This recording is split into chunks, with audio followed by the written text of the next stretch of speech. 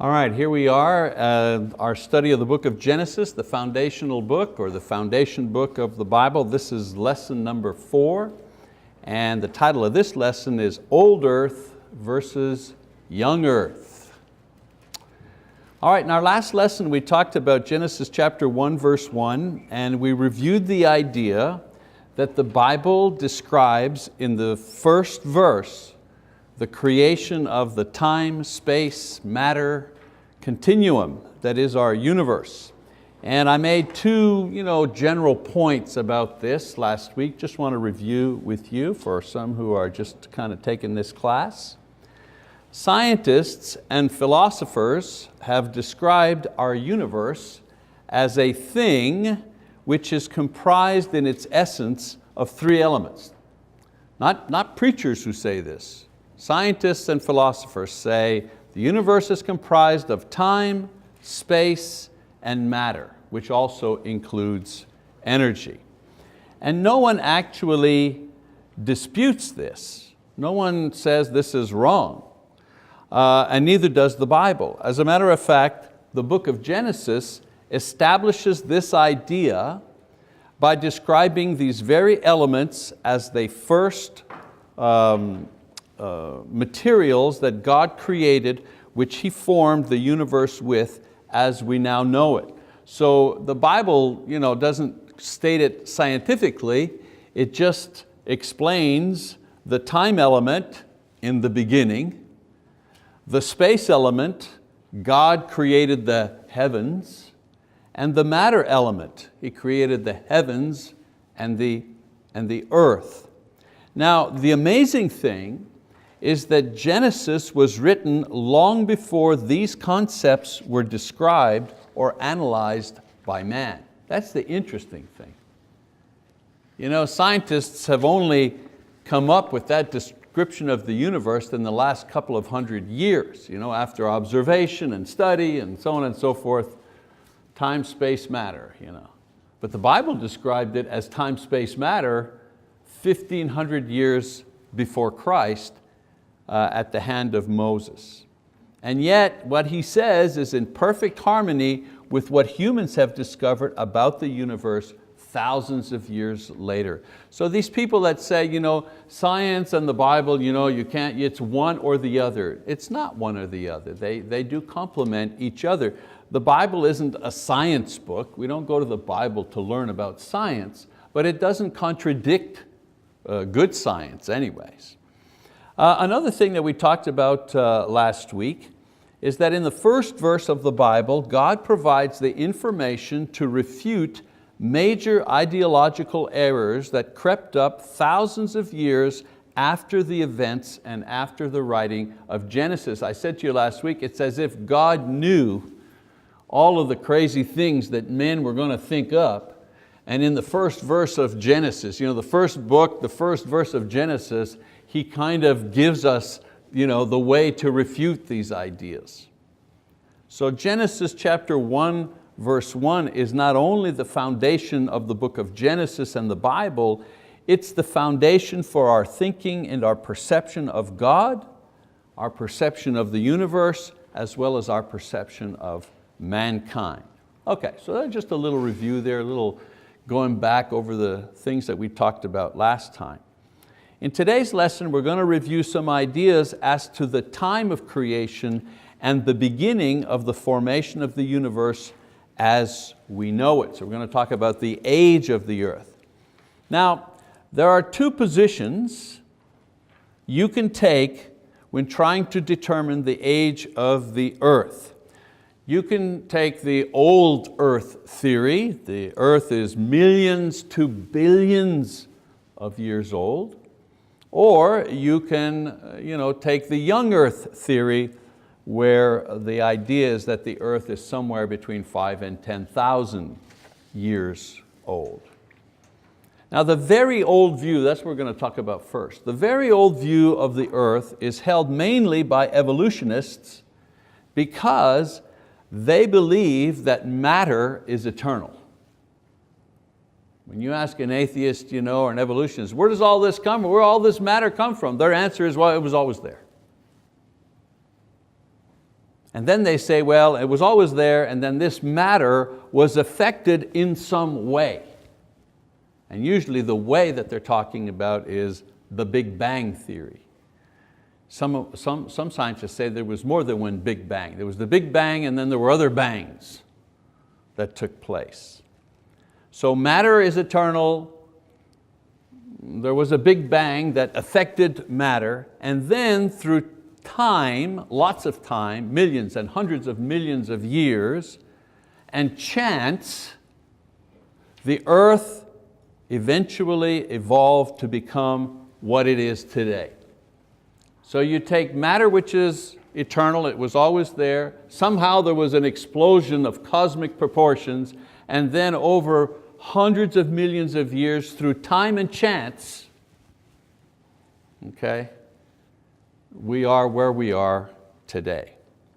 Now, it's important to note that they begin with this theory and then they line up the evidence behind it. And that's exactly the opposite of how science, I'm no scientist, but I think the way science works is first you make the observations of how things are, and then you posit your conclusion, your theory. You don't begin with a theory and then try to fit the facts to the theory. You begin with the facts and try to develop a theory that will explain all the facts.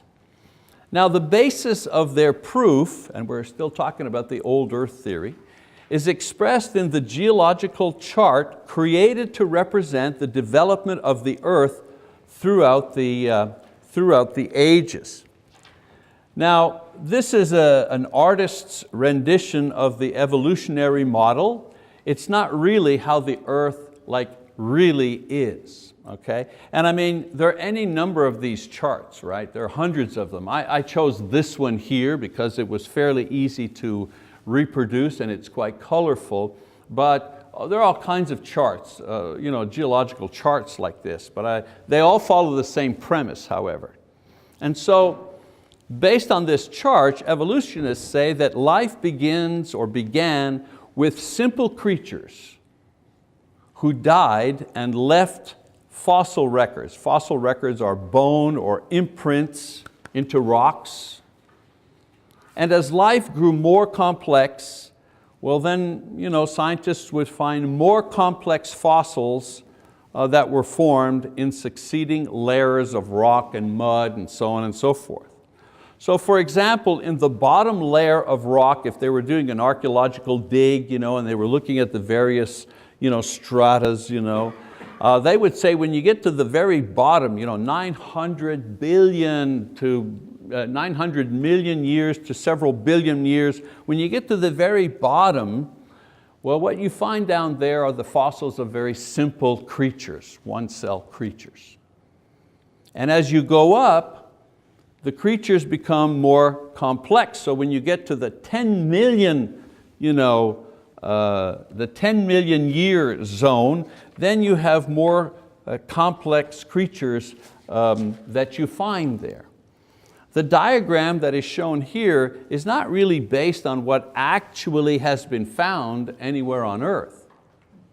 There's no clear record that reflects this picture has been found by geologists. Geologists will say, well, this is kind of how it is, but it's not exactly how it is. The problem is that this picture, and this type of picture used in schools, is the image used to describe the evolutionary model, but, here's the big but, it has not been proven by actual evidence in the earth. And so the picture is a nice image to try to explain how evolution works. The simple creatures, we found evidence of them at a very early age in the bottom and the more complex creatures at the top. Okay. But this is just a theory. What happens is that when fossils are found, they're dated according to this theory. Remember I said you start with a theory and you add the facts, so they start with this theory and they add the facts to this theory. Now, there's no clock here, there's no record, There's no way to accurately date a fossil beyond 60,000 years. You can't, you know, carbon dating is the main way that they do that. Carbon dating can only go back 60,000 years, no more than that. Actually, between 58 and 62,000. So if scientists find a bone or a fragment or a fossil record, they can, through carbon dating, they can tell if it's 100 or 500 or 1,000, all the way to 60,000, but beyond that, they can't tell accurately. So what do? What they do is anything beyond 60,000 years old, they put it into the category artificially created by this evolutionary model and arbitrarily give it an old date. So with this system, something that is found could just as well be 7,000 years old or 7 million years old. I mean, there's no accurate way to tell beyond a certain number of years in theory. And the things that I was reading in preparation for this class, carbon dating is not an exact science. So the problem with the old age theory of the earth is that there are several inconsistencies both theoretically and observationally with this system. Let's take the theory first. For the earth to be 1 billion plus years old, and for evolution to be the system by which everything came to be what is today, we have to accept as true several theories. The first theory is that something comes from nothing. You have to believe that something can actually come from nothing, because when you ask an atheist, an evolutionary person, well, where did all of this come from, this matter? They say, well, it came from nothing. Really? This is a problem because, as I've said before, nothing comes from nothing. I mean, scientists universally agree on this idea, and so do philosophers. And every human being that has a lick of sense, you can't have nothing and then something concrete come out of nothing. So if this is so, why would we accept this idea as the basis for the origin of our existence? Some people say, well, it takes a lot of faith to believe that God created the earth. Really? Well, it takes a whole lot of faith to believe that something can come out of nothing. That really takes a lot of belief.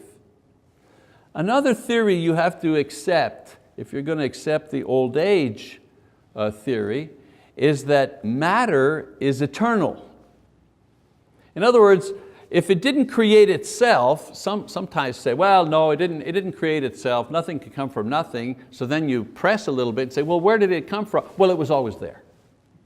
Really?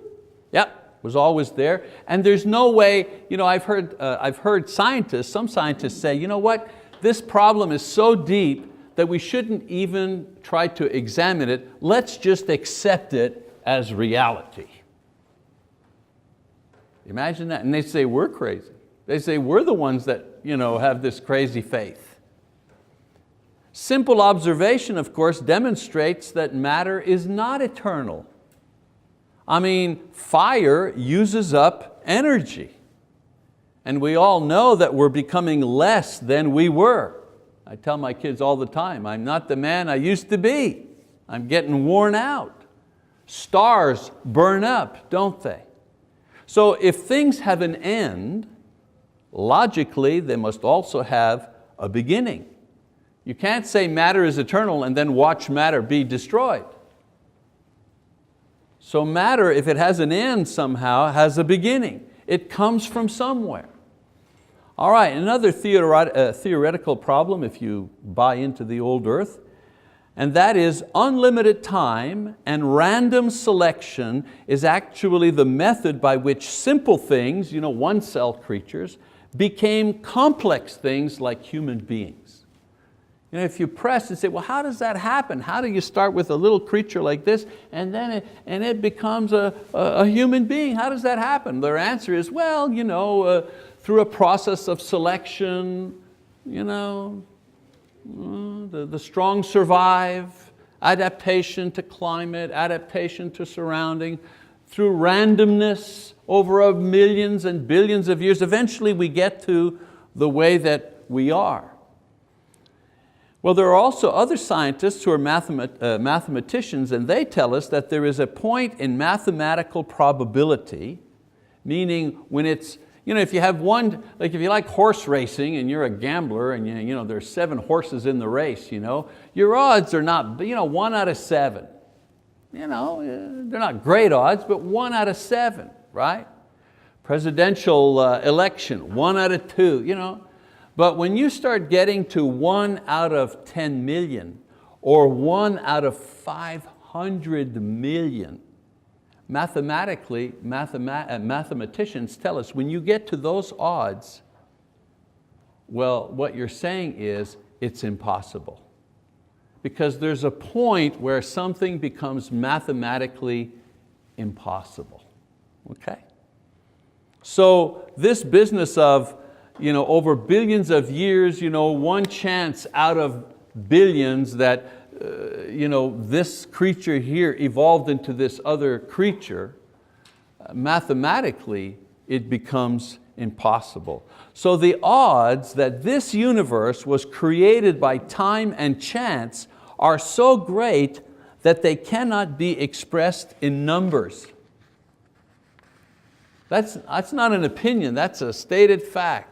The odds that all of this came about through chance over millions of years, the odds against that are so great, mathematicians don't even have a way to express the numbers.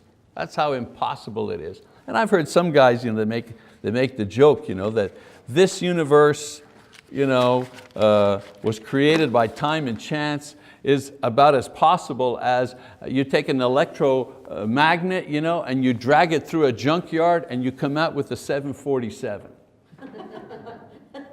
We're laughing, right? We say, do you know how much more complex the human body is than a 747?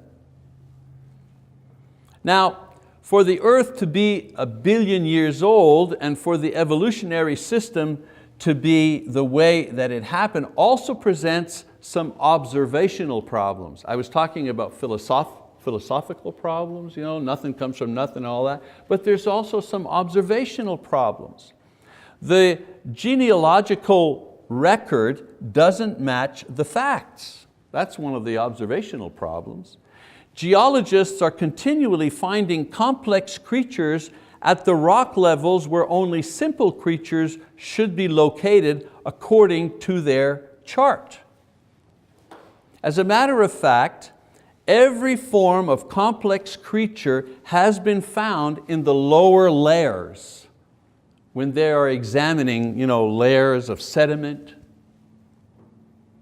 The best example is with dinosaurs, who were supposed to have lived 300 million years before man, according to the diagram. But the most famous contradiction of this were the tracks found in the Paluxy River in Texas, where in 1908, dinosaur tracks were found right next to human footprints. They were side by side. And these were authenticated in 1938 by a Dr. Roland Bird of the American Museum of Natural History. See what I'm saying here? In addition to these, there have been human footprints and carvings and tools and pottery found in rock layers supposedly 200 to 500 million years old. And that's, according to evolutionists, that's before man evolved. So the idea is that if we're going to believe this stratified model where the simple creatures are at the bottom and they evolve to the top to complex creatures, well, how do you explain complex creatures being at the bottom with the simple ones and simple ones being at the top with the complex one? If the evolutionary model is true, then there should be a fossil record showing how simple creatures transform from one species into a more complex species. These links have never been found. You ever hear people talk about the missing link? The missing link? Never mind about the missing link. There are millions of links that need to be there in order for the chain from one species to the other, for that to be complete as a fact, in order to have evidence about that. And they have not found any of these links. I was talking to Kim Wall. We know Kim teaches a lot of classes on creationism. And he was telling me this story.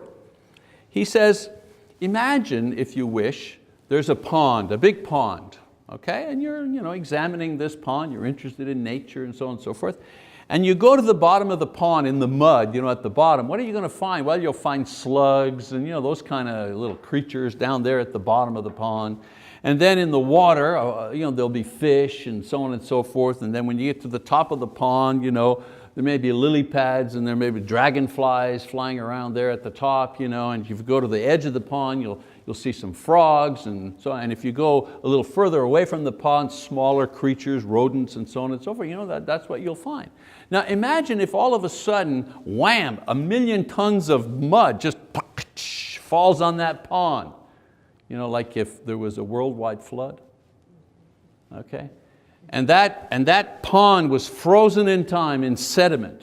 And then 1,000 years later, scientists come along and they kind of carve, they excavate it, they carve it like a cake, to kind of examine all the layers, and they're looking at it and say, well, look at that. Well, simple creatures right there at the bottom, and look at that. There are fish a little more complicated. Well, look at that. Look, there are flying type of creatures at this level over here, and now we have mammals over here, and we have more complex creatures. Wow, so the simple creatures evolved into these, and these evolved into these. You could say that. But you could also say that all of these creatures, right, existed simultaneously in different environments. And they were frozen in time because of a catastrophic event that took place. I wonder what catastrophic event took place that solidified creatures as they moved, as they lived. And so evolution and the old earth theory is good on paper, but the evidence in the earth itself, that is the geological findings, and the logical thinking don't really support it. It is the alternative answer for the origin of the universe for many people who actually just refuse to believe in God. Some people say, oh yeah, you're a preacher, you're just saying that, but I'm not. A lot of people who buy into evolution do so because they just don't want to believe in a supreme being, in a God. And usually they don't want to believe in God because they don't want anybody to tell them what to do. They don't want anybody to tell them how to live and what to do. So it's easier for them to hang on to this faulty model of how things came to be than to step into the light and accept the fact that there is a God. All right, what about the young earth? Need to move here. What about the young earth theory? Well, the young earth theory has many less obstacles and more proofs to support it. First of all, there are no philosophical problems with a young created earth. There's no contradictions here. There's no, something comes from nothing, matter is it. You don't have that problem. That an all-powerful and wise being created the universe which reflects His complexity and wisdom, that's logical. That makes it. You don't have to believe that, but you can't say that that's illogical. That a more complex and powerful being created something less complex and less powerful than Himself. As a matter of fact, the existence of an eternal God creating the earth can logically be demonstrated in a variety of ways. We talked about this at the very beginning when we talked about, why do people believe in God? You've got all kinds of arguments, the moral argument, the first cause argument. So philosophically, you don't even need the Bible. Philosophically, you can make up, you have access to many philosophical arguments that bring you to the conclusion that there must be, where does all this come from? Well, there must be a God, first cause. Now, the earth itself presents no observational contradiction to this model as well. For example, complex forms of life appear simultaneously at the earliest parts of all and all throughout the geological evidence in the earth. And that is according, if the earth was created, then you're going to find complex models and simple cell creatures together everywhere on earth, and that's exactly what you find everywhere on earth. There are no links from one form of life to another. You don't need to find a missing link because there are no links. Just like creation describes, only the same type of man from the beginning exists today. If we were able to see Adam, we would recognize him as a human being. So man, in the creation model, man is the same from beginning until now. Monkeys are the same from the beginning until now. There are no links to go from one to the other. Now, I need to make a little parenthetical statement here. There is a sort of evolution, microevolution, that takes place within a species of animal or insect or bird. Within a species, there is some evolutionary movement. I believe they call it microevolution. Within a species, yes. But there is no evidence that one species of creature evolves into a completely different species of creature. A bird does not become a dog. That's the simplest way as I can do it. So with the young earth, with the creation model, you're not looking for missing links. Why? Well, there are no missing links. The earth is as God had created it. And what's interesting about this is they keep finding new species, don't they? Scientists, they go to the Amazon, find a type of monkey. The last one I heard was a little tiny monkey that they had no record of, a brand new species. Imagine that. And they find new species of birds and insects and so on and so forth. So all of this does not contradict in any way the model, the creation model that we see in Genesis. Also, there are over 70 ways to date the earth using various disciplines. There's not just carbon dating. There's chemical dating, anthropological dating, archaeological dating, and so on and so forth. And all of these methods suggest a young versus an old earth. Even carbon dating used by evolutionists, as I say, can only date as far back as so many years, and beyond that they have to guess. And also, of course, we need to mention the Bible itself contains genealogical records that lists patriarchs from the first man until Moses, and then from Moses until Christ, that contain no more than about 8,000 years of history, taking into account different gaps and calendar discrepancies and so on and so forth. We can't date it to the day, but we're not talking millions of years. We're not even talking hundreds of thousands of years. We're talking about thousands of years. So a young earth model of about 10,000 years in that context there is supported by logic. It's a logical thing that a complex, powerful God created the earth. It's supported by observation. We look at the Bible and it tells us how it happened. Then we looked at the earth and we observe and we see, yeah, it's exactly how it, one seed bearing after its own kind, one animal multiplying after its own kind. And also we have the added opportunity of seeing this explained to us in the book of Revelation. Remember, Jesus confirms the writing of Moses, and Moses is the one who wrote the book of Genesis. So through that connection, we see that Jesus confirms the things that Moses wrote in Genesis. All right? Interesting that the people of Jesus' time, there's never any question. They ask him about all kinds of things, don't they? But they never ask him about who made the earth, or it's assumed by the people of that time. All right. So the problem with accepting the young earth model, that's less than 10,000 years, which was the model supported by both science and religion until the 20th century. Until the 20th century, that was the model accepted. And some people say, oh, well, they were ignorant and so on and so forth. Really? Well, Sir Isaac Newton gravity, and all the scientists of his era, they accepted the idea that a supreme being created the earth. It's just in the last 100 years or so that the theory of evolution has begun to seriously influence the world. This theory has found its way into schools and government and has undermined the belief in the Bible.